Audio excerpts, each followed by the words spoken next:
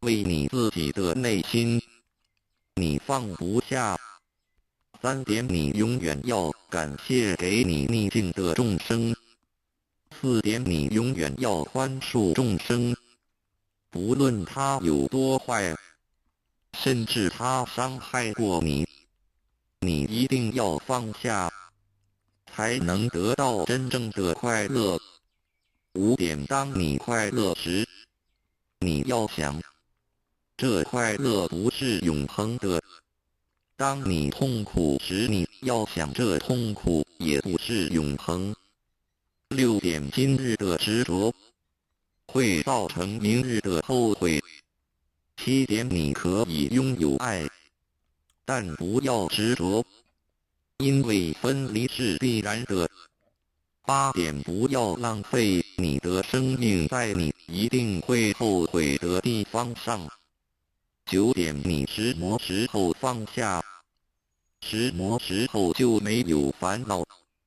10点，每一种创伤都是一种成熟。11点，狂妄的人有救，自卑的人没有救。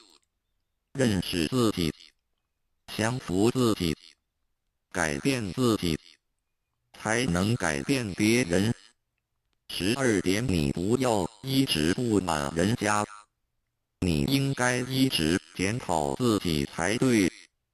不满人家，是苦了你自己。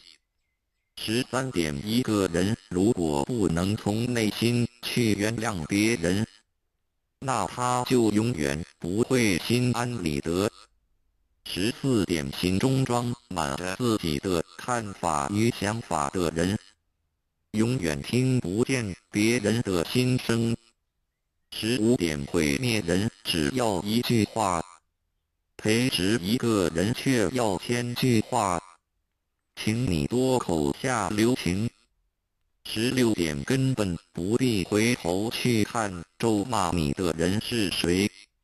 如果有一条疯狗咬你一口，难道你也要趴下去反咬它一口吗？17点，永远不要浪费你的1分1秒去想任何你不喜欢的人。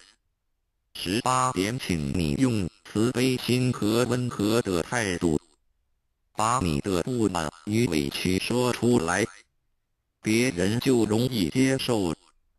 19点，同样的瓶子，你为什么要装毒药呢？同样的心理，你为什么要充满着烦恼呢？20点，得不到的东西，我们会一直以为它是美好的，那是因为你对它了解太少，没有时间与它相处在一起。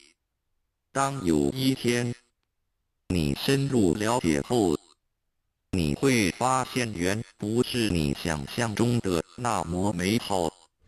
21点，活着一天就是有福气，就该珍惜。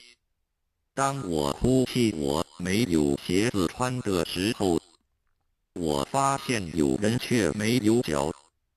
22点，多1分心力去注意别人，就少1分心力反省自己，你懂吗？23点，憎恨别人对自己是一种很大的损失。24点，每一个人都拥有生命，